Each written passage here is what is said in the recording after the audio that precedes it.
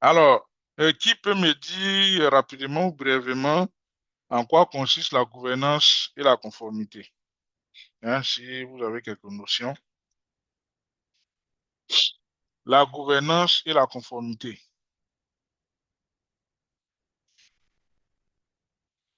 Gouvernance et conformité. Involontaire.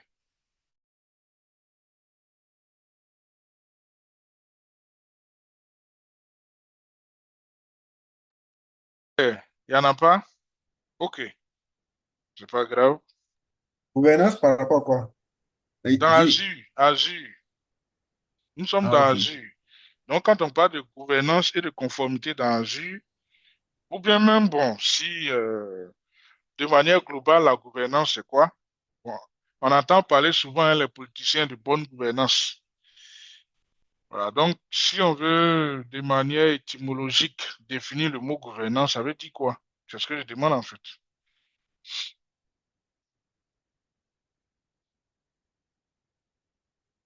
Quelqu'un veut Ok. se lancer? Oui. Ce que j'allais dire, c'est la façon de gérer les, les ressources, gérer aussi les droits d'accès, Mhm.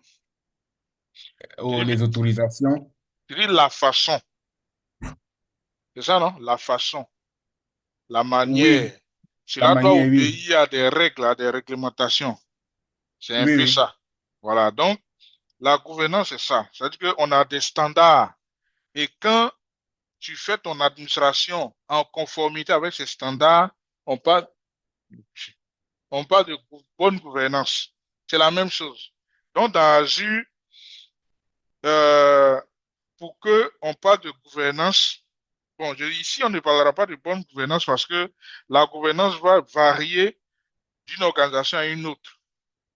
Voilà, ce que AGL Bénin autorise, c'est pas la même chose que va autoriser, par exemple, le gouvernement béninois, par exemple. Donc, chaque organisation va définir ses standards en tenant compte, hein, des normes qui sont au-dessus. Donc, par exemple, je suis une entreprise, je vais mettre en place des standards d'utilisation de mon tenant Azure. Je vais non seulement éditer des règles qui sont propres à moi, mais en tenant compte des réglementations, par exemple, du pays, en tenant compte des réglementations internationales, en tenant compte de certains principes et standards internationaux. Comme on l'a vu le samedi passé, il y a les normes, hein, ISO, PCI DSS dans le domaine bancaire. Donc, on va essayer de se conformer à ces normes-là. C'est pourquoi on parle de gouvernance et de conformité. Donc, par exemple, dans notre cas, dans Azure, sachez que Azure est soutenu. Donc, quand il dit soutenu, c'est-à-dire que ce qui est derrière et que les utilisateurs, je peux dire lambda, ne voient pas ou bien ne savent pas. Mais vous, en participant à cette formation, vous découvrez, c'est que Azure est soutenu par des data centers qu'on peut appeler centres de données en français à travers le monde. Et tous ces data centers sont reliés entre eux par un réseau mondial de fibres optiques propre à Microsoft. Donc, sur l'image, tous les points bleus que vous voyez représentent chacun un data center.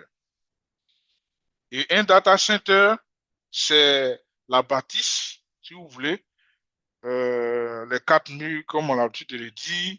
À l'intérieur, on a tous les équipements qu'il faut, toutes les configurations possibles.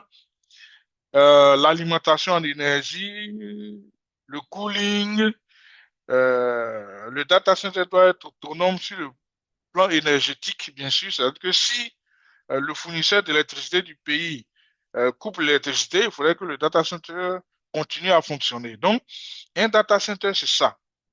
Si vous voulez, c'est la taille d'un terrain de football qui fait en moyenne 80 de largeur sur 100 ou 120 mètres de longueur.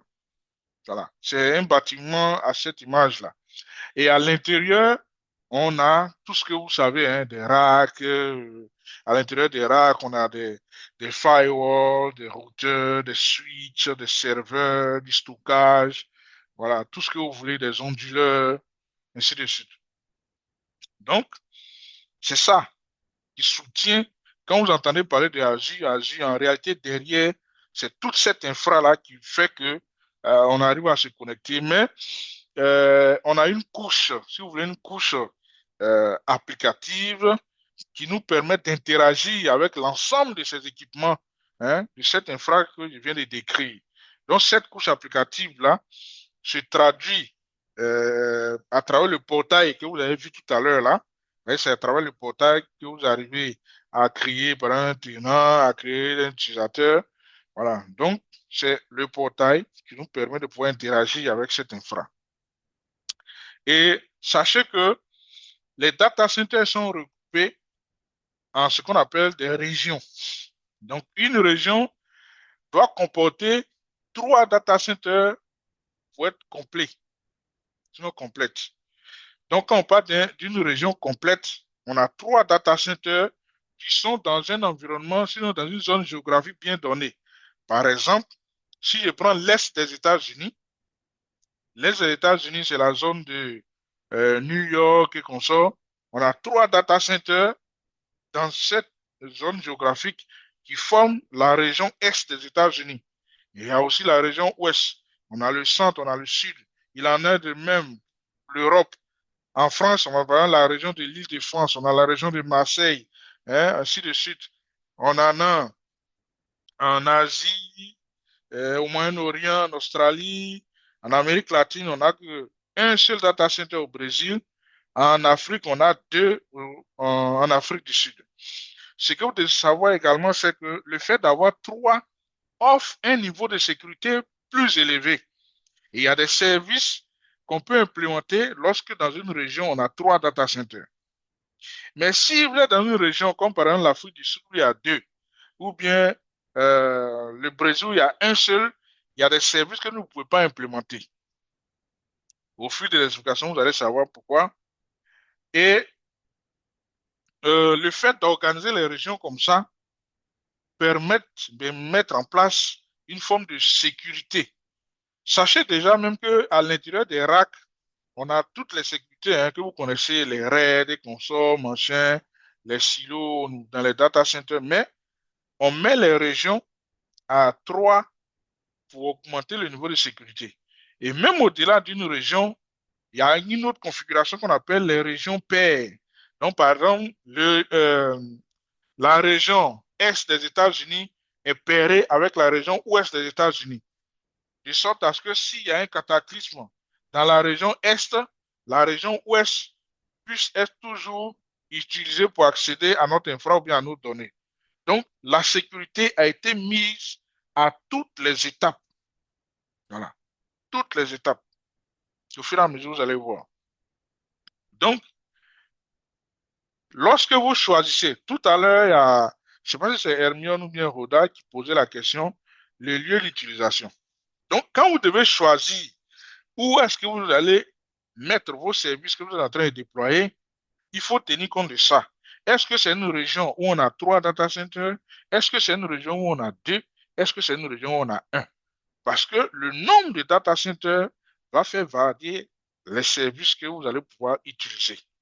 C'est très important aussi, les SLA aussi. Voilà. Donc, en choisissant une région, il faut tenir compte de ces critères. On doit tenir compte également de la proximité géographique. Voilà. Est-ce que si je suis en Afrique de l'Ouest, quelle est la région euh, la moins éloignée ou bien la plus proche? Je pense que c'est l'Europe, le sud de l'Europe, au lieu de l'Afrique du Sud qui est un peu plus loin, mais on est sur le même continent. Il y a aussi le critère prix.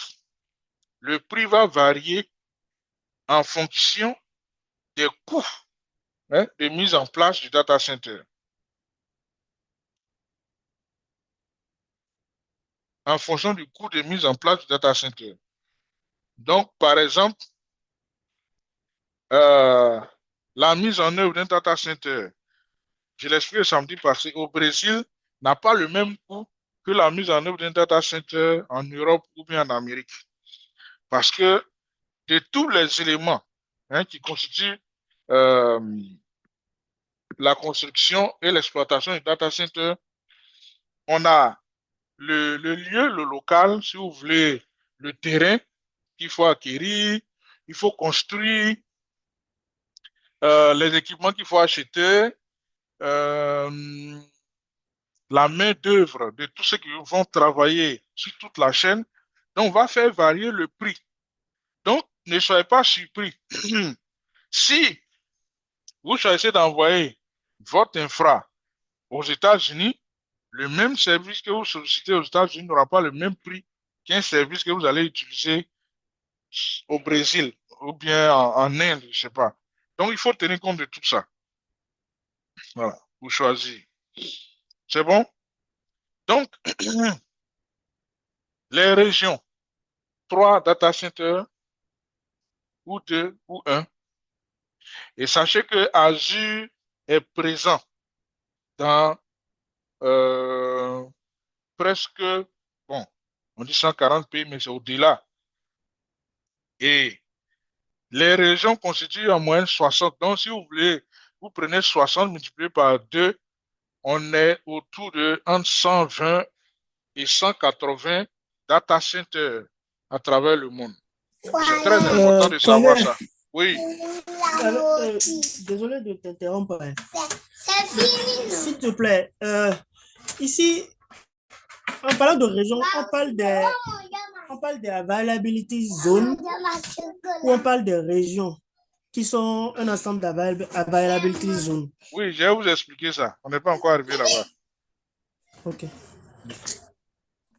Donc, Azure, c'est entre 120 et 180 data centers à travers le monde. C'est bon?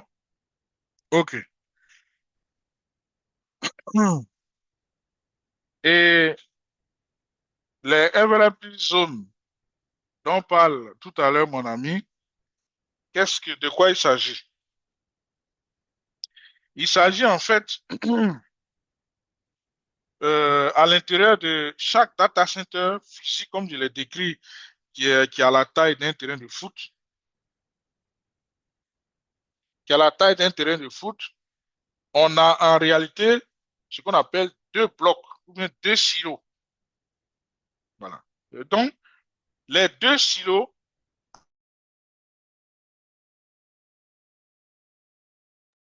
les deux silos à l'intérieur du data center vont créer ce qu'on appelle la zone de disponibilité que tu as appelé tout à l'heure en anglais availability zone. Je ne sais pas si vous me suivez. Donc, dans le data center physique et à l'intérieur, on a euh, deux zones de disponibilité, pardon, deux data centers virtuels. Mais si tu veux, on a deux silos. Je cherche le tableau pour dessiner ça pour vous. Que vous voyez. Tac, tac, tac, tac, tac.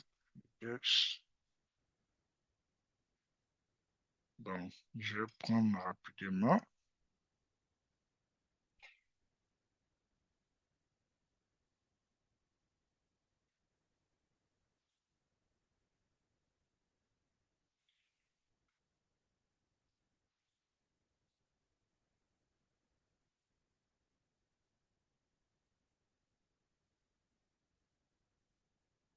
Je vais dessiner ça pour vous rapidement pour que vous voyez.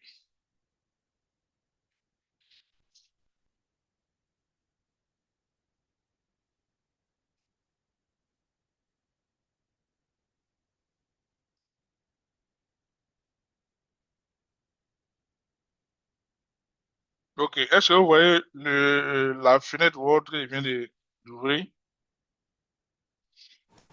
Oui. Ok, donc Oui. la zone de disponibilité, voilà comment ça se présente. Donc, je prends insert, ta, ta, ta.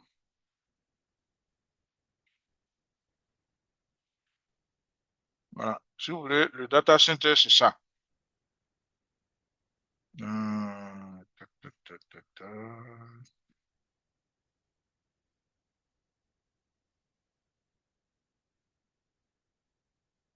Voilà. Donc, voilà notre data center, notre terrain de football qui est là.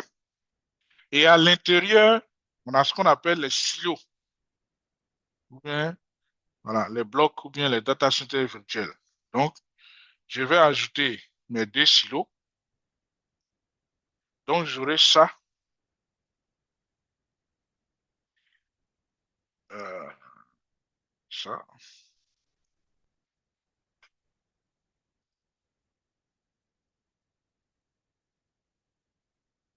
Donc, à l'intérieur, j'aurai mes deux silos qui sont là. Donc, c'est, si vous voulez, silo 1 ou bien silo A. Et puis là, j'ai le silo 2 ou bien silo B. Donc, ce sont ces deux silos-là. Et là, j'ai mon data center. Donc, à l'intérieur du data center, on a le silo A, le silo B. Donc, ce sont ces deux silos-là qui constituent ce qu'on appelle l'availability zone. Hein? Si vous voulez, euh, zone de disponibilité. Voilà. Donc, on a le data center et à l'intérieur, on a deux silos qui représentent ce qu'on appelle la zone de disponibilité. Donc, les silos là, voilà comment ça fonctionne. C'est-à-dire que si j'ai par exemple un firewall ici, hein, ce qu'on peut appeler les next-gen firewall, j'ai la même chose ici. Voilà. Si j'ai un Cisco ASA Firepower, par exemple ici, j'ai la même chose ici. Ça veut dire quoi? Ça veut dire que le silo 1 et le silo 2 sont en cluster, en haute disponibilité. Donc, à la base, c'est un silo qui fonctionne. Donc, si le silo 1 a un problème, automatiquement, le silo B, qui est, je peux dire, passif, prend le relais. Ça, c'est à l'intérieur d'un data center. Maintenant, dans une zone, dans une région plutôt, on aura ce qu'on a ici, là.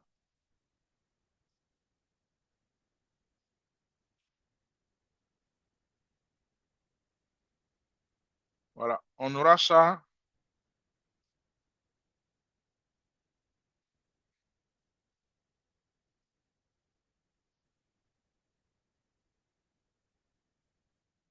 Bon, j'essaie de dessiner, hein. Voilà. Donc, on aura trois data centers comme ça. Je vais essayer de dessiner.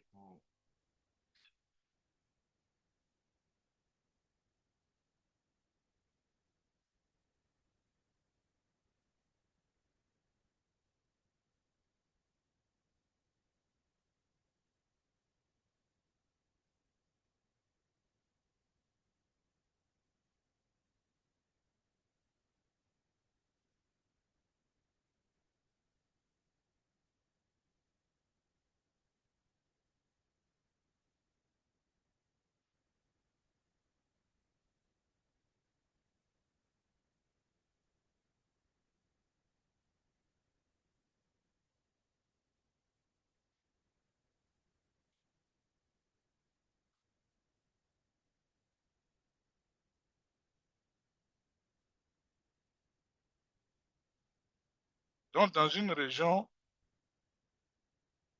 pleinement constituée, on aura trois data centers comme ça. Donc, on aura data center 1, data center 2 et puis data center 3. Et ces trois data centers sont reliés entre eux. Euh, ce truc, dessin, non.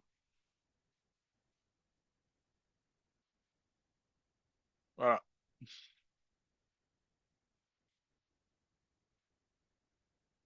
Je cherche la bonne image, hein. Voilà. Donc, ces data centers sont reliés entre eux, comme ça. Donc, il y aura un lien aussi entre celui-ci et l'autre.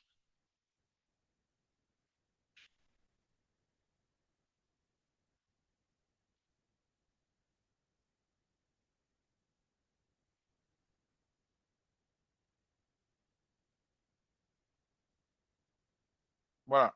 Donc, voilà comment ça se présente. Donc, une région, tu auras data center 1, data center 2, data center 3. Et chaque data center communique dans les deux sens avec les deux autres. Donc, une zone de disponibilité, c'est le data center à l'intérieur duquel se trouvent deux silos.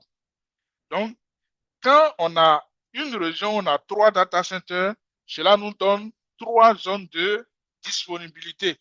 C'est pourquoi, lorsque tu as une région avec 3 zones, c'est la région la plus sécurisée pour tes données. Voilà. Est-ce que c'est bon?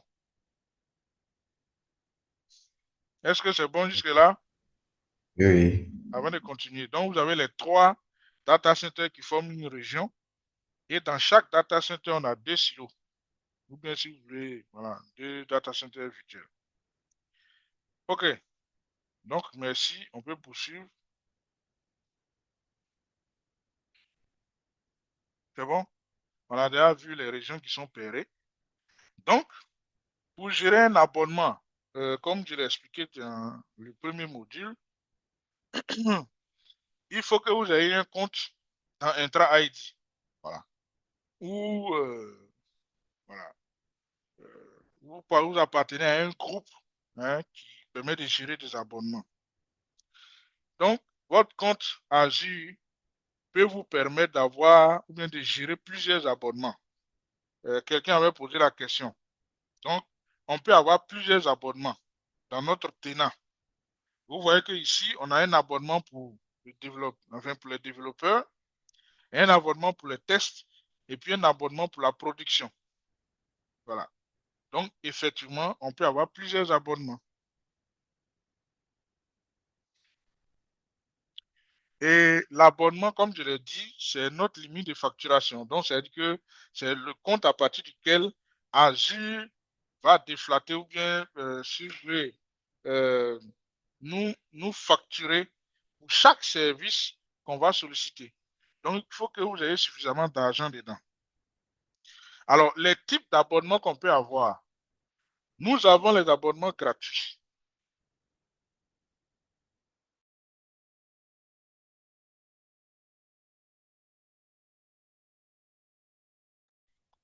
Alors, l'abonnement gratuit, c'est quoi? C'est lorsque vous partez sur Google, vous tapez créer un compte Azure. Alors, je vais vous montrer aussi le compte. Vous tapez ici créer un compte Azure. Voilà, le premier qui s'affiche là. On dit créer un compte gratuit ou payer au fur et à mesure. Voilà, donc essai gratuit. Donc, le compte que vous allez créer ici sera un compte gratuit. Et Microsoft va vous mettre à disposition 200 $, voilà, sinon utilisable pour 30 jours. Après les 30 jours, même s'il y a encore du crédit, ce ne sera plus utilisable. Mais tout ce que vous aurez eu à faire, vous avez créé des ressources, vous avez fait des configurations, vous avez même envoyé des données, tout sera disponible pour 12 mois, en espérant que cela va vous permettre de pouvoir prendre la décision de payer. Maintenant, bon, si au-delà des 12 mois, vous n'avez pas pris la décision de payer, en ce moment, Microsoft se réserve le droit de supprimer. Voilà. C'est bon.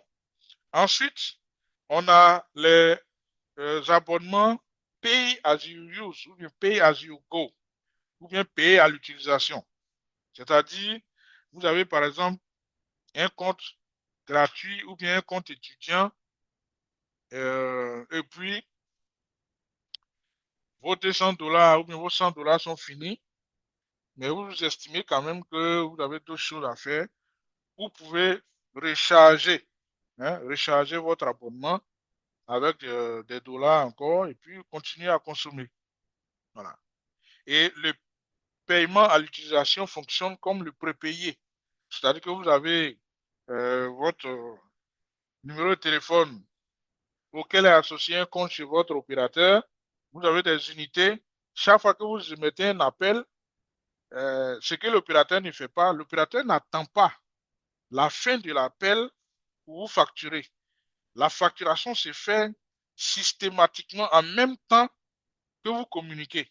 Donc, si c'est par palier de 10 secondes, toutes les 10 secondes, si on doit vous soutirer, je sais pas, 30 francs ou bien 25, donc chaque fois que vous atteignez un palier de 10 secondes, on coupe 10 francs ou bien 25 ou bien 30 francs dans votre compte. C'est la même chose. Jusqu'à ce que on se rende compte que l'argent qui reste ne peut plus franchir un autre palier et puis on coupe. Donc, quand vous fonctionnez avec paiement à l'utilisation, tout fonctionne bien tant qu'il y a de l'argent dans votre compte. Mais dès que l'argent finit, même si votre service là est critique et que c'est en utilisation, mais Microsoft n'a pas le choix. Le service est arrêté. Donc voici aussi un inconvénient du paiement à l'utilisation. On a aussi ce qu'on appelle le CSP, le Cloud Service Provider, qui est un peu comme un partenaire de Microsoft, par qui vous passez pour avoir aussi des abonnements. Dans ce cadre-là, qu'est-ce qui va se passer? C'est le CSP qui va vous créer votre abonnement. Si vous voulez, le CSP reçoit un package de Microsoft et le CSP vous refacture ou bien vous revend. Voilà. Donc, vous pouvez négocier un contrat avec le CSP pour que vous payiez, par exemple, votre consommation mensuellement. Avec à la fin de chaque mois, et vous envoie une facture, vous payez, ou bien à la fin de chaque trimestre, ainsi de suite. Voilà. On a les abonnements Enterprise. C'est un prolongement de ce qu'on appelle l'Enterprise Agreement. C'est un type de licence ou bien un type de contrat qui existe entre Microsoft et les organisations. Donc, en général, ce sont les grandes entreprises, bien les multinationales, si vous voulez, les structures étatiques qui ont ce type de contrat avec Microsoft. Donc, désolé, j'ai été coupé. Donc, dans le cadre de ce contrat, vous pouvez bénéficier, bien entendu, euh,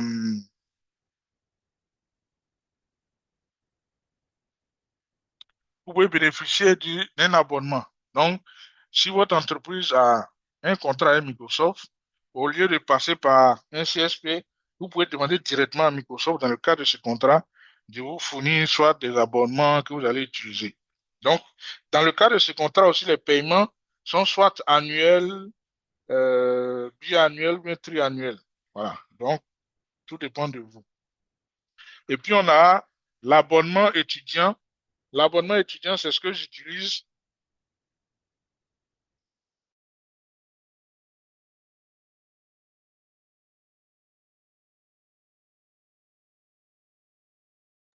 L'abonnement étudiant, c'est 100 dollars par mois pendant 12 mois. Et pour que Microsoft vous donne ces 100 dollars par mois pendant 12 mois, vous devez prouver que vous êtes étudiant. Bon, c'est pas étudiant comme chez nous après le bac, là, non. Il faudrait que vous prouvez que vous suivez régulièrement des formations Microsoft, que vous êtes inscrit sur la plateforme MSDN de Microsoft qui encourage les ingénieurs à développer des solutions, ainsi de suite. Dans ce cadre-là, Microsoft va vous donner un abonnement étudiant. Voilà. Donc, voici les différents types d'abonnements qu'on peut avoir. Ensuite, comment on obtient un abonnement? Bon, c'est ce que je vous ai décrit tout à l'heure. Donc, dans le cadre d'un contrat enterprise, les grandes organisations, ou bien vous passez par un revendeur, le CSP dont je vous parlais, ou bien d'autres partenaires Microsoft. Hein. Par exemple, ceux qui ont l'habitude de vendre les licences, Windows, les licences Office, vous pouvez passer par eux pour avoir un abonnement. Ou bien, vous démarrez avec un compte gratuit, comme je l'ai expliqué tout à l'heure. Alors, tout ce qu'on peut faire sur Azure, je dis bien tout ce qu'on peut créer, c'est-à-dire dès que vous vous connectez, quand vous créez un compte utilisateur, vous créez un groupe, vous créez un réseau virtuel, vous créez un compte de stockage, vous créez une base de données, vous créez un routeur. Tout ce que vous allez créer dans Azure s'appelle ressources. Retenez ça bien.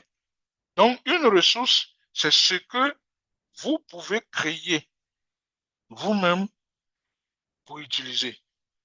Maintenant, du point de vue de l'administrateur, c'est ce qu'il peut créer, mais du point de vue côté Azure, ça peut paraître comme tout service hein, que Azure peut nous offrir aussi. Voilà. Bon, mais le mot service est un peu trop gros même pour les ressources. Donc, tout ce qu'on peut créer ici va s'appeler ressources dans Azure.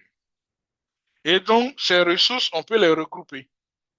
Donc, on peut les regrouper. Donc, si vous avez des réseaux, vous pouvez regrouper les réseaux, vous pouvez regrouper les bases de données, vous pouvez regrouper les machines virtuelles, vous pouvez regrouper les stockages, ainsi de suite, les liens d'interconnexion. Tout dépend de vous. Il n'y a pas une règle qui définit comment on doit regrouper les ressources.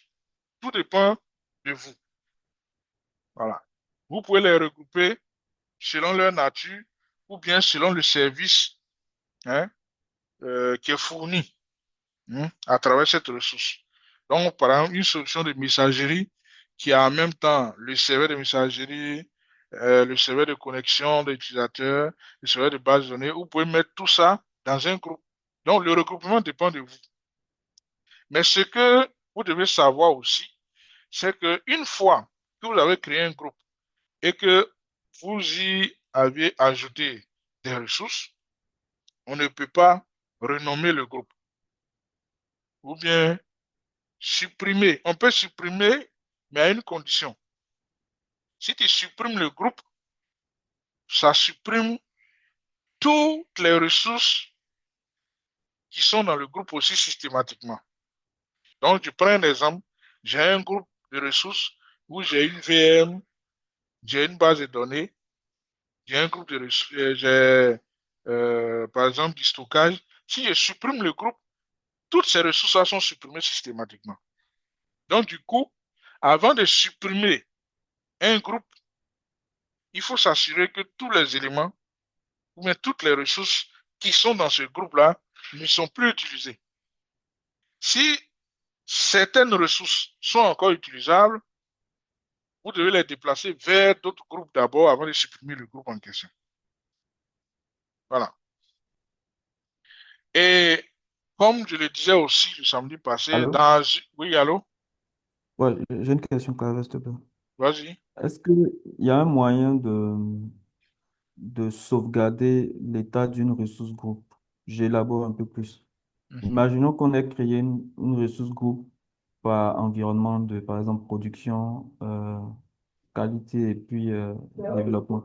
mhm, Maintenant, il y a une possibilité, par exemple, de sauver l'état de toute la ressource groupe de telle manière que toutes mes ressources que j'ai créées à l'intérieur, là, mhm. je puisse, au cas où j'ai fait une mauvaise manip, par exemple, les restaurer. Genre, moi, au niveau ressources groupe, quoi. C'est-à-dire tout ce qui est à l'intérieur en même temps, en une fois. Pas par ressource. Ah oui, restaurer tout en même temps. Non, c'est pas possible. OK. C'est pas possible. C'est ce Comme que un peu c'est. les VM. Ah oui, je vois, c'est pas possible. Tout ce que vous pouvez faire, c'est de créer un autre groupe, déplacer les ressources dedans. Ou bien, si je comprends aussi ta question d'une autre manière, c'est un peu une forme euh, de sauvegarde, ou bien de snapshot, je sais pas, quelque chose comme ça, C'est hein, ça. du groupe. Non, non, non, non, Ouais, OK. non. Les groupes ne fonctionnent pas comme ça. Donc, S'il vous Azure, plaît, j'ai une question. vas-y. Est-ce qu'il est possible qu'une ressource puisse appartenir à deux groupes? C'est-à-dire que tu as une VM, et puis la VM appartient à un groupe A, la VM va appartenir à un groupe B. Oui. Oui, normalement, ça ne pose pas de problème, à moins qu'il y ait conflit lorsque, par exemple, tu veux accorder peut-être des droits ou bien appliquer des mesures de sécurité. Mais même dans ce cas, il y a toujours le principe de restriction la plus restrictive qui s'applique. Donc, effectivement, une ressource peut appartenir à plusieurs groupes, comme un utilisateur peut appartenir à plusieurs groupes. Oui, maintenant, dans ce cas, si je supprime, il est dans le, je suppose que ma ressource est dans un groupe Non. A. Uh-huh. Pardon? Oui, vas-y, vas-y. Attends, Le- non, je pense que... La Oui, ressource ne vas-y, peut pas vas-y. appartenir à Non, plusieurs non, groupes. non, non, c'est pas possible. J'ai confondu plutôt, puisqu'on ne peut pas imbriquer les groupes. Parce que la ressource appartient à plusieurs groupes et que tu supprimes, la Alors, c'est un règle, la règle dit que si tu supprimes le groupe, la ressource doit être supprimée. Alors que si la ressource appartient à plusieurs groupes et que tu as supprimé un groupe A auquel pardon, appartient la ressource, qu'est-ce qui va devenir de la ressource dans le groupe B? dans le groupe B. Voilà, c'est pas possible. Voilà. La ressource ne peut pas appartenir à deux groupes, autant pour moi. Voilà. Et en même temps, les groupes de ressources, ce ne sont pas comme les groupes d'utilisateurs dans l'AD où on peut créer groupe HQ à l'intérieur, on va créer. Non, c'est pas possible. Genre, un groupe va appartenir à un autre groupe. Non, comme dans l'AD, c'est pas possible. Ici, Ok. c'est simplement un groupe à l'intérieur duquel on peut avoir des ressources. Point, ça s'arrête là. C'est bon? Oui, ça peut aller, merci. Euh, peut-être j'ai une question. Est-ce que, à part la gestion peut-être fine des autorisations par ressources groupe, est-ce qu'il y a un autre avantage justement de ces ressources groupes-là? À part la gestion de quoi? Je dis peut-être qu'on peut mettre, enfin, le fait par exemple d'attribuer des droits sur une ressource groupe. Mhm, Donc, est-ce que déjà, ma première question, est-ce que ça veut dire que tout ce que je crée à l'intérieur, par exemple, est-ce mhm. que le droit est hérité automatiquement? Alors, on Si va non, voir ça tout à l'heure. L'héritage va ok. dépendre de ce que tu veux. Voilà. Si tu, si tu n'as pas supprimé ou bien désactivé l'héritage, en anglais, c'est le inheritance, je sais pas, quelque chose comme ça, automatiquement, ça va s'appliquer sur les ressources qui sont dans le groupe. Mais bon, si tu désactives l'héritage, voilà, tout dépend. Donc, effectivement, comme tu l'as dit, on regroupe les ressources dans le but de simplifier l'application des mesures de sécurité, par exemple. Ou bien même, si tu regroupes des VM, hein, ça peut simplifier aussi l'application de certaines mises à jour. Voilà. Donc, c'est dans ce cadre-là. Maintenant, en dehors de ça, bon, je ne vois pas. euh, voilà. Mais il y a aussi des Allô? situations où, pour l'implémentation, on t'oblige à ce que chaque ressource que tu crées doit appartenir à un groupe obligatoirement. C'est bon? Allô? Oui, allô? Oui, j'avais une question, d'autres peut-être Vas-y. aussi de plans, de stratégies. Mhm, Euh, Tout à l'heure, quand tu présentais, tu avais dit on pourrait avoir une souscription pour la dev, une souscription pour la prod et la test. Euh, Ici, bon, le cas qu'Alès a présenté, on a des ressources groupes plutôt. On a une souscription où on a mhm, plutôt fait des ressources groupes c'est ça. pour gérer ces différents environnements. Mhm. Qu'est-ce que tu conseillerais en termes de stratégie? Qu'est-ce qu'on prendrait? Qu'est-ce qui est plus coûteux? Euh, et en termes de coût et aussi en termes de gestion. Bon, Et ok, vas-y. yes, pour cette question-là, déjà, après, oui, continue. Ok, donc moi, ce que je préconise, c'est d'avoir plusieurs souscriptions ou bien plusieurs abonnements. Ça, c'est la base. Pour séparer déjà l'environnement de production, hein, des autres configurations que vous aurez à faire. Parce que vous savez très bien que euh, l'IT est une activité de support, hein, à moins que vous soyez une entreprise full IT. Sinon, dans nos organisations, l'IT est une activité de support du métier propre même de l'entreprise. Donc, c'est pas tout ce qu'on fait qui est forcément, qui rentre dans le cadre de la production. On fait des tests, on fait des trucs. Donc, il faut toujours séparer. Donc, à la base, vous devez avoir au moins deux souscriptions. Une souscription pour la prod et puis une souscription pour toujours vos tests. Quelqu'un veut essayer quelque chose. Voilà. Vous êtes en train de développer une application en attendant. Tout ça doit être en dehors de la prod. Ça, c'est un. Voilà. Si j'ai répondu à ta question, hein. J'ai Ok, répondu à ta question. merci. Oui, oui, c'est bon. Maintenant, en termes en termes de gestion, parce que là, si toi, tu as géré l'environnement, une souscription pour la prod Une souscription. et la, et la dev, ça veut Mhm. dire que c'est vraiment deux gros environnements que tu dois Oui, gérer. oui. Et ça va pas nécessiter plus de travail? Non. En fait, je t'explique, hein. Tu as les deux. Tout à l'heure, j'ai dit, dans un tenant, on peut avoir plusieurs abonnements. Donc, Mhm. c'est le même portail quand tu te connectes. Ok, La ok. seule différence, c'est que quand tu fais, par exemple, nouvelle VM, quand on te demande cette VM que tu crées là, doit être rattaché Ah, à quel faire abonnement? souscription. Tu Ouais. choisis environnement dev. Si c'est environnement prod, tu choisis l'abonnement de la prod. C'est tout. C'est au niveau du choix de l'abonnement. Tu comprends, non? Ouais, non, c'est clair. Voilà, c'est Ouais, tout. Donc, ça veut dire que c'est sur cet abonnement-là que tu seras facturé pour la ressource que tu es en train de créer. Simplement. Sinon, c'est pas, tu n'auras pas deux environnements. Non, non, non, non. C'est le même tenant, mais tu as plusieurs souscriptions. ok, merci. OK. Maintenant, sachez que, toujours dans le cadre de limiter les dégâts, je dis ça parce que pour beaucoup de personnes, comme on a l'habitude de le dire, hein, l'appétit vient en mangeant. Il y a des gens qui découvrent l'environnement Azure et ils se rendent compte qu'il y a une panoplie de solutions, de possibilités. Mais derrière, ils ne savent pas ce qu'on vient de voir là, que chaque action que tu mènes est facturée. Hein? Quand tu crées un utilisateur, tu crées un compte, tu fais ça, tu fais ça.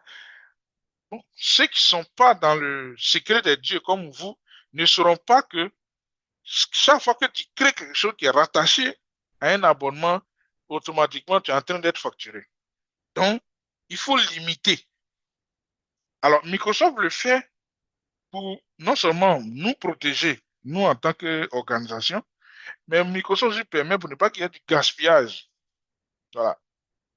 Même si Azure a je peux dire une infinie, hein, je peux dire ça comme ça, une infinie de solutions, mais c'est pas parce que c'est beaucoup qu'on va l'utiliser comme ça n'importe comment. Donc, chaque fois que tu crées ton tenant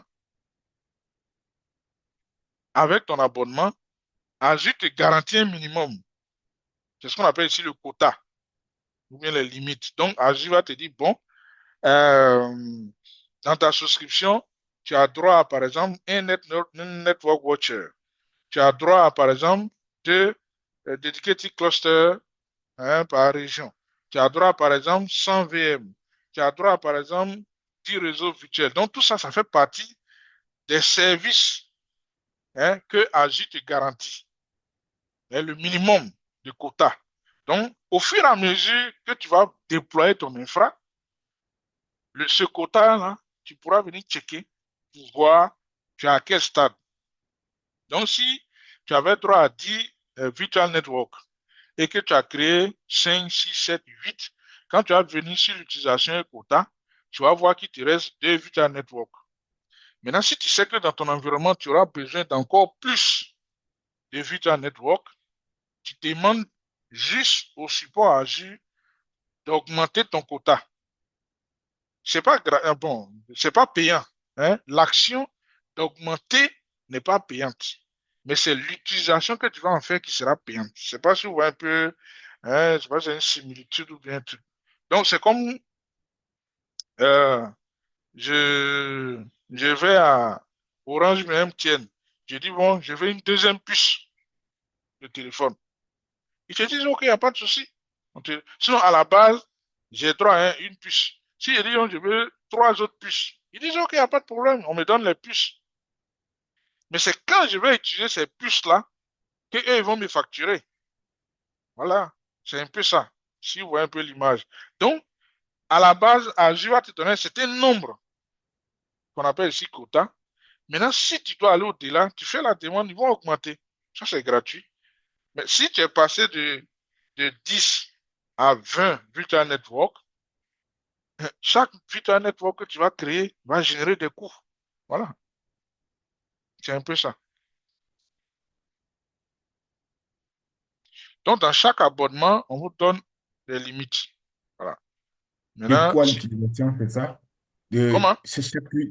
Si tu as droit à 10 et que tu as encore 10 de plus, les coûts, ça sera l'utilisation. Le coût des 10 autres créés, ça ne sera pas facturé les 10 créés. Si on ne l'utilise pas, c'est pas facturé, c'est bien ça. Oui, si tu n'utilises pas, ce ne sera pas facturé. OK. Mais, je ne sais pas comment je dois t'expliquer. De la même manière, tu as utilisé euh, certains dans les premiers 10 qu'on t'a octroyés, c'est le même prix, hein. Il n'y a pas de différence de facturation. Voilà. Mais sauf que tu en as besoin de plus. Donc, tu demandes à ce qu'on te mette à disposition plus de virtual network, c'est tout. Voilà. Mais sauf que quand tu vas les utiliser, tu vas payer. C'est bon? Très bon. Donc, vous, dans ce cas, vous faites une demande auprès du support et puis le support va augmenter, hein, la limite. Vous avez la possibilité aussi de créer, hein, une hiérarchie au niveau des ressources Azure. Voilà. Donc, ici, on parlera de groupes d'administration qui vont vous fournir un niveau un peu plus étendu au-dessus des abonnements. Donc, vous voyez que ici, on peut avoir plusieurs abonnements, bien sûr, dans notre tenant, et puis on a plusieurs groupes d'administration. C'est bon? Voilà. Donc, on a le groupe d'administration Racine par défaut qui a les droits sur tout ce qui est comme abonnement. Et puis, en dessous, on peut créer nous-mêmes des groupes d'administration en fonction de nos départements, de nos directions ou bien de nos sites, voilà, qui vont manager, hein, certains abonnements. Ça aussi, ça fait partie, hein, de l'organisation de l'administration de votre plateforme. Donc, vous pouvez demander, par exemple, une personne ou bien une ressource, ou bien certaines personnes au département ressources humaines, hein, des personnes à qui vous allez octroyer des droits, hein, pour gérer l'abonnement. Alors, ici, les droits pour gérer l'abonnement, c'est-à-dire que soit ils seront capables de visualiser la consommation pour savoir quelles sont les ressources qui consomment plus l'abonnement. Ils sont capables aussi soit de faire, d'acheter des dollars pour renflouer l'abonnement, ainsi de suite. Donc, on peut avoir ça, cette organisation aussi pour gérer nos abonnements. Voilà. On a aussi les tags. C'est très important. De la même manière, j'ai parlé euh, des attributs. Lorsqu'on crée un compte utilisateur, par exemple, il faut compléter. On a vu l'exemple, hein, des groupes dynamiques où on a tenu compte, par exemple, d'une information dans le département, ainsi de suite, pour l'appartenance ou non à un groupe. De la même manière, quand on crée une ressource, on a aussi besoin d'indiquer le tag.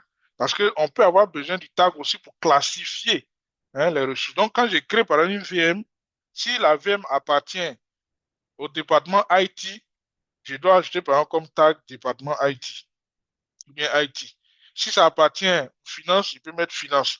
Donc, à la fin, dans notre abonnement, on peut voir le détail, faire sortir un rapport qui nous dira si c'est le département IT qui consomme plus, on peut aller encore en profondeur pour voir dans le département IT là, qu'est-ce qui de manière explicite, consomme notre abonnement, si c'est le département finance, ainsi de suite. Donc, les tags sont très, très, très importants dans l'administration aussi Azure. Donc, il ne faut pas hésiter à compléter le tag lorsque vous êtes en train de créer une ressource. Et dans tout ce que j'ai dit, vous vous rendez compte qu'il y a l'argent partout. On dépense presque dans tout ce qu'on fait. Donc, pour minimiser les coûts, bon, est-ce que c'est de bonne foi?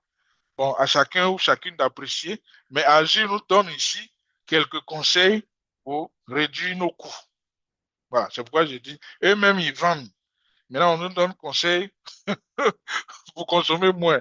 Bon, si c'est de bonne foi, c'est bon. Mais il faut savoir que pour minimiser les coûts, il faut savoir que les coûts sont spécifiques aux ressources, sinon à chaque ressource.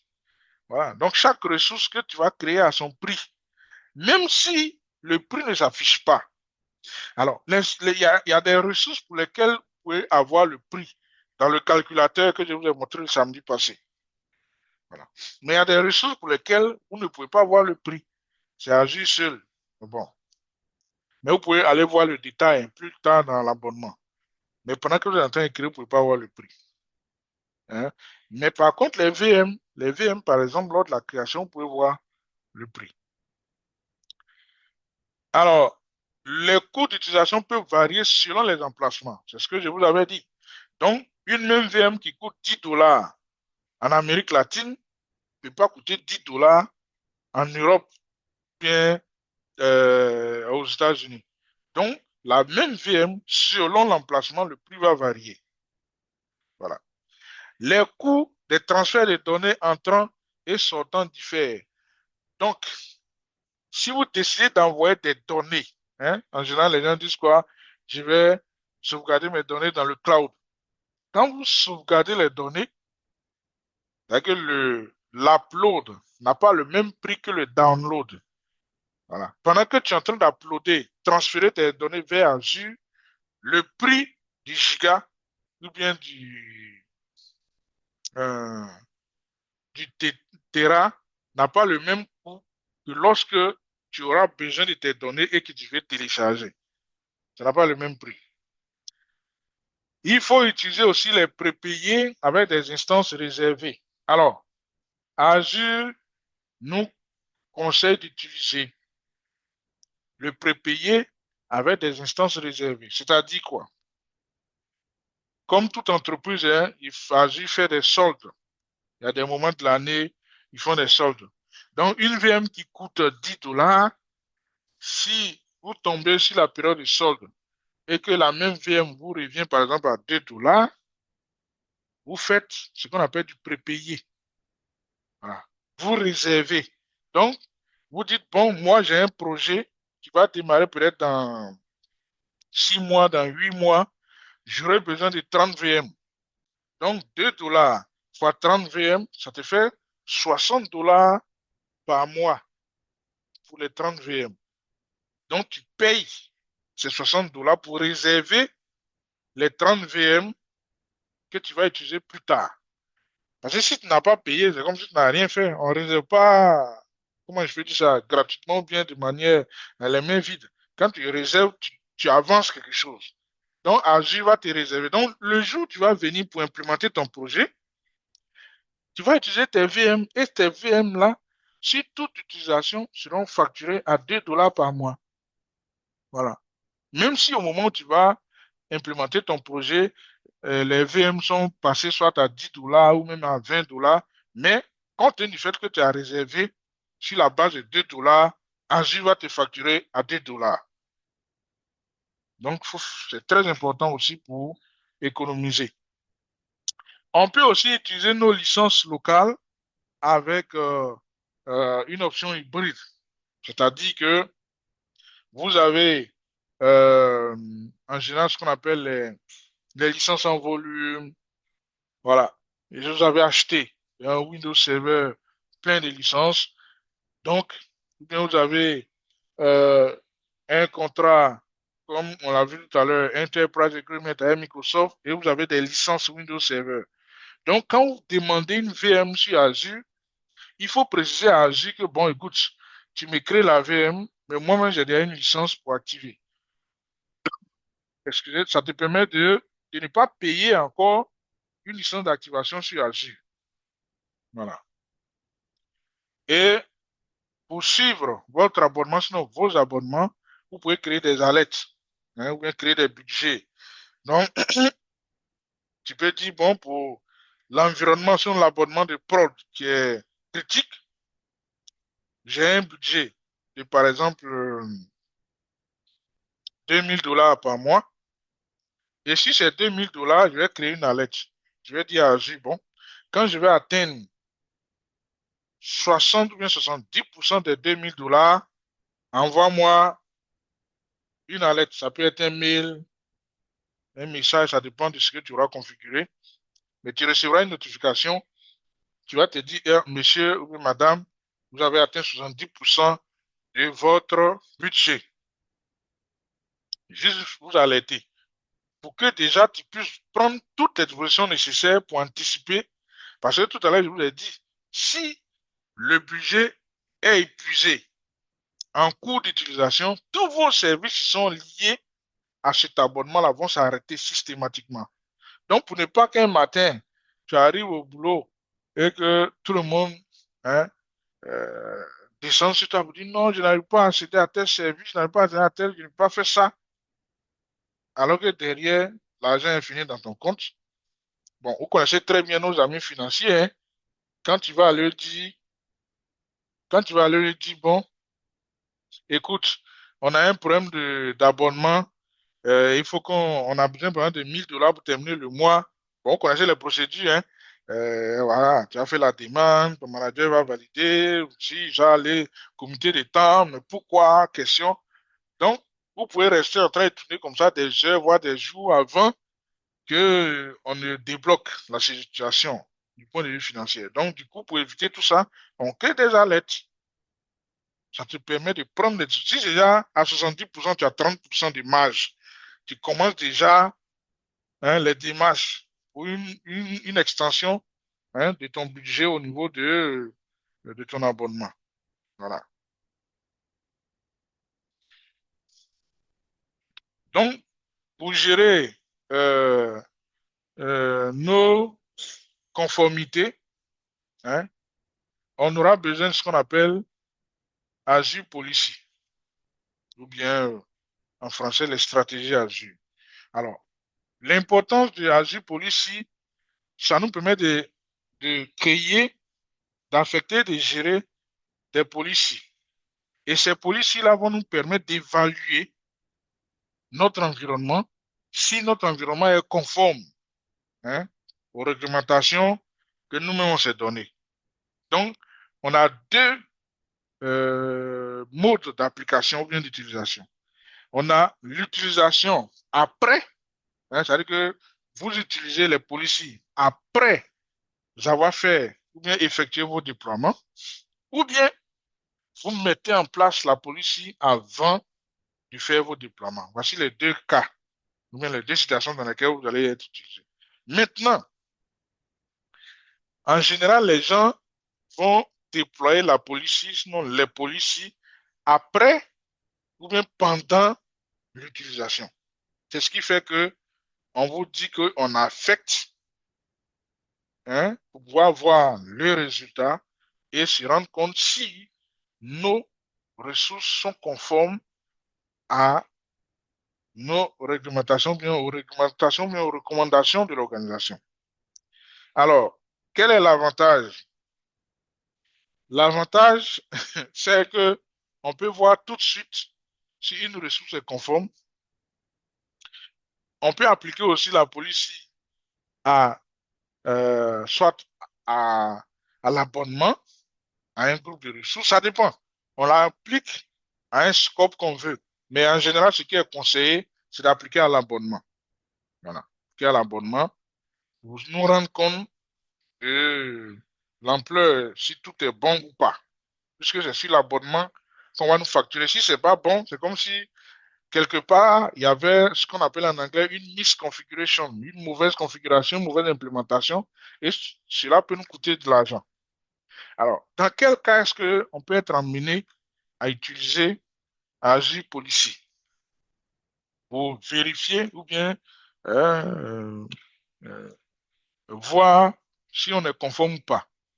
Par exemple, les types de ressources qui sont autorisées. Vous pouvez dire, par exemple, que chez vous, en entreprise, une VM ne doit pas avoir plus de 32 gigaoctets de RAM.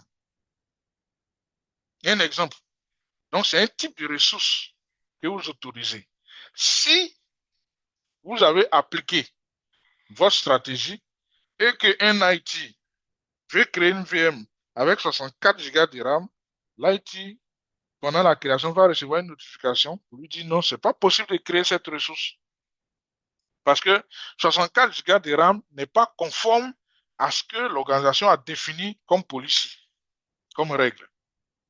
C'est un exemple hein, que je donne. Ça peut être aussi des références SKU, des machines virtuelles autorisées. Donc, tout à l'heure, quand vous allez créer, dans les labs, vous allez voir les différents types de VM. Il y a des types de VM, hein. Les VM classiques, les VM avec plus de mémoire, les VM avec plus de processeurs, les VM avec plus de stockage. Donc, selon le modèle de VM que l'entreprise aura choisi, si quelqu'un choisit un autre modèle de VM, normalement, ça ne devrait pas passer. C'est pourquoi on parle de SKU, de machines virtuelles autorisées. Les localisations autorisées. Tout à l'heure, quelqu'un a posé la question, hein, le lieu d'utilisation. Donc, si l'entreprise décide de mettre toutes ces données, hein, tout l'infra, dans, par exemple, la région du sud de la France, la région de Marseille, et que quelqu'un s'amuse à envoyer une ressource ou bien une implémentation ou bien un service qu'il est en train de solliciter vers l'Afrique du Sud, automatiquement, il va recevoir un message pour lui dire non, c'est pas possible hein, d'envoyer les ressources dans telle zone ou bien dans telle région. Voilà. Donc, vous pouvez boucler la région que vous devez utiliser. Et puis, personne dans l'organisation ne peut aller au-delà de cette région. Maintenant, bon, si vous n'avez rien configuré, que vous laissez comme ça, bon, ça donne libre champ à chacun de faire ce qu'il veut. C'est pourquoi on parle de conformité. Il faut exiger aussi le tag hein, et sa valeur sur une ressource qu'on crée. Donc, l'organisation peut dire, bon, chaque ressource qu'on crée, avant de valider que la ressource est créée, il faut qu'il y ait un tag. S'il n'y a pas de tag, on ne peut pas valider la ressource qui est créée. Donc, même si vous finissez de tout paramétrer, si vous cliquez sur créer et que le système, sinon la police check et que la police se rend compte qu'il n'y a pas de tag, la police va te dire non, on ne peut pas créer la ressource. Voilà. Un autre exemple, il faut finir toute implémentation par une sauvegarde, par le paramétrage d'une sauvegarde. Donc, si tu as créé une VM, tu as créé une application web et que tu n'as pas paramétré le backup, quand tu vas valider Azure, sinon la police va te rappeler que non, on ne peut pas valider parce que la sauvegarde n'est pas paramétrée. Donc, voici quelques cas d'utilisation. Sinon, il y en a beaucoup. Hein, il y en a beaucoup. Donc, comment les policiers sont créés? Donc, il y a ce qu'on appelle... Non. euh, oui, oui, oui. Vas-y. Oui, par rapport au réseau virtuel et endpoint et consorts, est-ce qu'il y a possibilité de créer des policiers par sur ça? Est-ce que s'il y a, Oui, bien est-ce que tu sûr. peux expliquer un cas d'utilisation un peu plus concret sur ça? Bien sûr. Bien sûr. C'est-à-dire que c'est un exemple. Tu peux dire, par exemple, que euh, dans ton tes Vita Network ne doivent utiliser que des réseaux en 10. Si quelqu'un s'en a créé un réseau avec 192, 168, ça ne va pas passer. C'est un exemple. Ou bien, tu peux dire, par exemple, que tes Vita Network là, n'ont droit que à un seul subnet. En dehors des subnets spéciaux, on a un seul subnet qu'on peut créer dans ton virtual network. Si quelqu'un veut créer un deuxième subnet, ça ne va pas passer. Donc, on peut l'utiliser partout. Tout dépend de ce que tu auras défini dans ta stratégie. C'est bon? Donc, on définit ce qu'on veut dans la stratégie, on crée, on applique la stratégie à notre scope, qui est l'étendue, et puis on évalue si la stratégie nous dit que nos ressources ou bien nos services qu'on a implémentés sont conformes ou pas. Et ce qui est intéressant dans la chose, c'est qu'une fois que vous appliquez, automatiquement, la stratégie va vous dire ce qui n'est pas conforme, quelle est la solution pour y remédier. Voilà. Donc, il ne s'agit pas de dire simplement, lui, il est conforme, l'autre n'est pas conforme. Mais quand ce n'est pas conforme, le système te dit, c'est pas conforme parce que, et voici la solution pour rendre conforme. C'est bon? OK. Donc, on va terminer.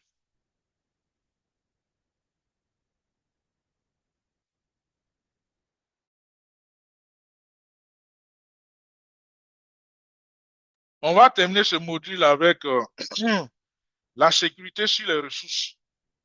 Alors, la sécurité sur les ressources va utiliser un service qu'on appelle Airback. Sûrement que vous avez déjà entendu ce nom. Sinon, cet acronyme quelque part. C'est Role Based Access Control. Hein? Le contrôle d'accès est basé sur le rôle. Donc, ça veut dire que vos droits vont dépendre du rôle qu'on va vous attribuer. Voilà. Donc, si on vous attribue un rôle de propriétaire, cela correspond à un certain type de droit. Si on vous attribue un rôle de contributeur, cela correspond à un certain type de droit.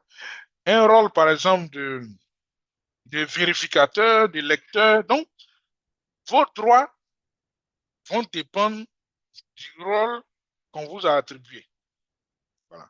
Et ce airbag existe depuis Windows Server 2008 R2. Voilà. Donc, c'est la même chose qui a été transposée dans Azure aussi. Alors, il faut savoir que il y a d'un côté les rôles airbag et puis d'un autre côté les rôles dans Intra ID.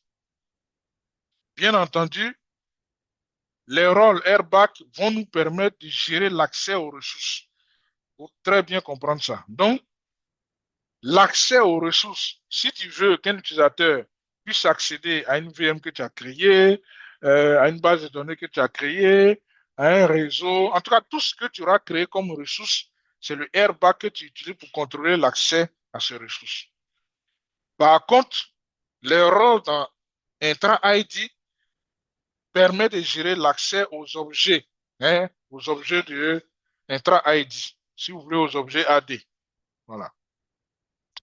Le airbag peut être appliqué à plusieurs niveaux de manière granulaire, tandis que le rôle intra-ID s'applique une seule fois au niveau du tenant. Voilà. On ne peut pas appliquer le même rôle plusieurs fois et à plusieurs niveaux. Ça s'applique au niveau du tenant.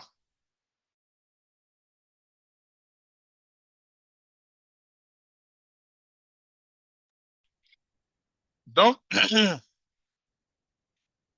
on peut vérifier toutes ces informations d'accès, tout ça, à travers le portail Azure CLI, Azure PowerShell, le modèle de ressources ARM, Azure Resource Manager, ou bien par le REST API dont je parlais tout à l'heure. De l'autre côté, dans Intra-ID, à travers le portail également, on a aussi le portail d'administration Microsoft 365. Pourquoi? Là, je vous explique quelque chose.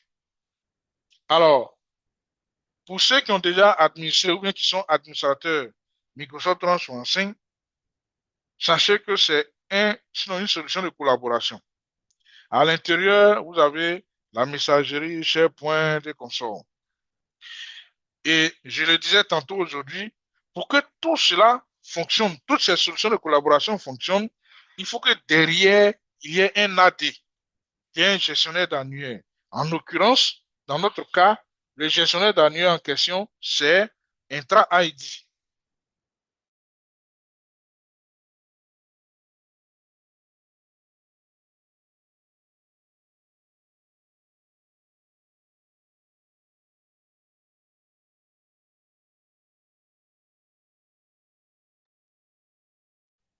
Donc, Microsoft 365 va pouvoir délivrer tous ces services de collaboration parce qu'il y a Intra ID derrière.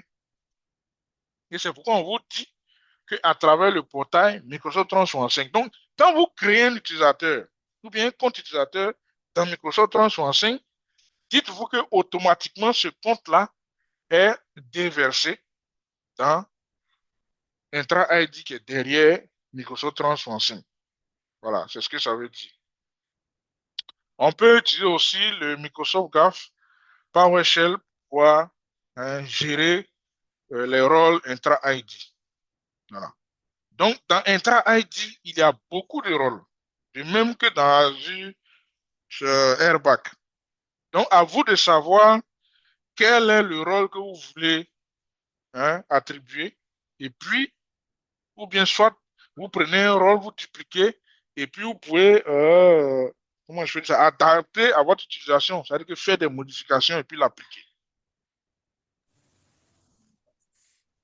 Ah, mais j'ai une question. Vas-y. Est-ce que je peux appliquer un rôle RBC sur des, des ressources se trouvant dans différents tenants? Les tenants sont isolés.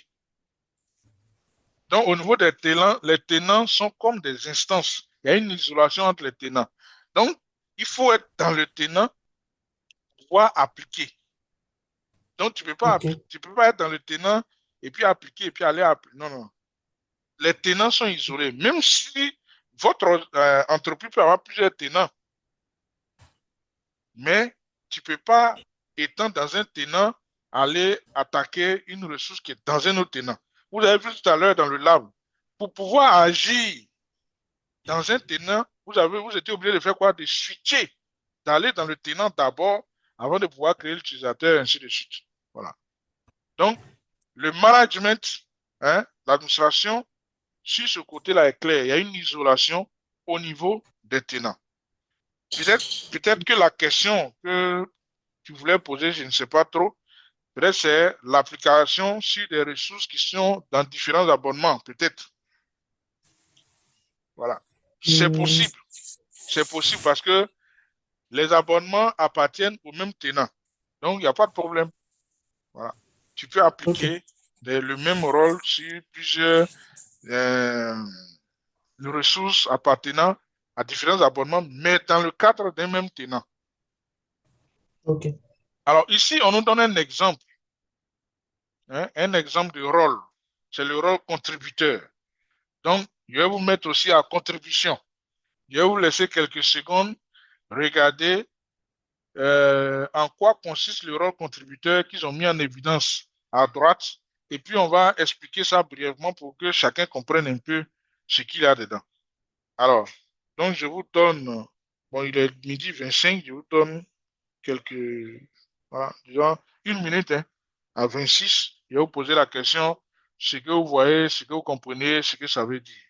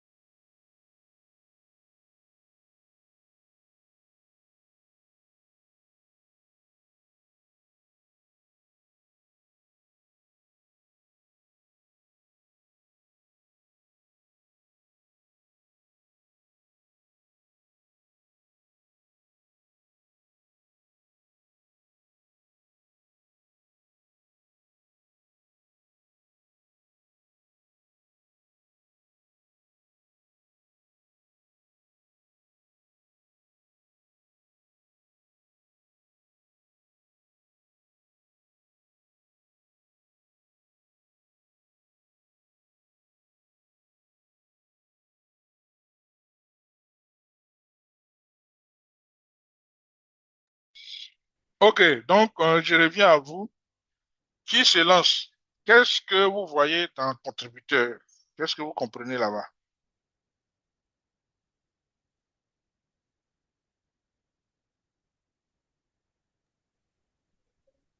Et qu'un contributeur Mhm, euh, peut faire toutes les actions sauf mhm, euh, sauf les suppressions, les mhm. écritures et sur Grant ou peut-être ajouter euh, un accès élevé à d'autres utilisateurs en termes d'autorisation pour les autres utilisateurs, je pense, hein. Et puis, sur ce qui est des données, il n'a pas d'action sur le panel des données. Ok. Ok. Ouais, c'est pas mal. Qui d'autre?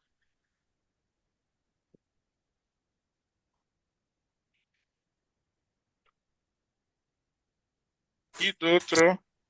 Je vais essayer. Oui. Parce que, tel que c'est défini, c'est que le contributeur, il peut Mhm, réaliser toutes les actions, mhm, ce que représente le star là, mhm, à l'exception de tout ce qui est défini mhm, dans le note action. Donc, on va prendre le star là, on va enlever tout ce qui est défini dans le note mhm, action. mhm. Au niveau de data action, il n'y a rien qui soit défini. Ok.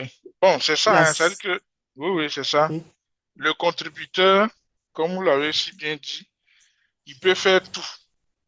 Il peut faire tout, sauf que il ne peut pas supprimer des autorisations, il ne peut pas donner des autorisations, il ne peut pas élever des autorisations qui existent déjà. Voilà. Donc, il peut tout faire, sauf agir sur les autorisations. Maintenant, pour ce qui est des données, il n'a, voilà, rien à faire. C'est un peu ça le rôle contributeur. Donc, si vous savez ça déjà du contributeur, ça veut dire que le reader, on aura quoi comme action? C'est read simplement. Voilà, read simplement.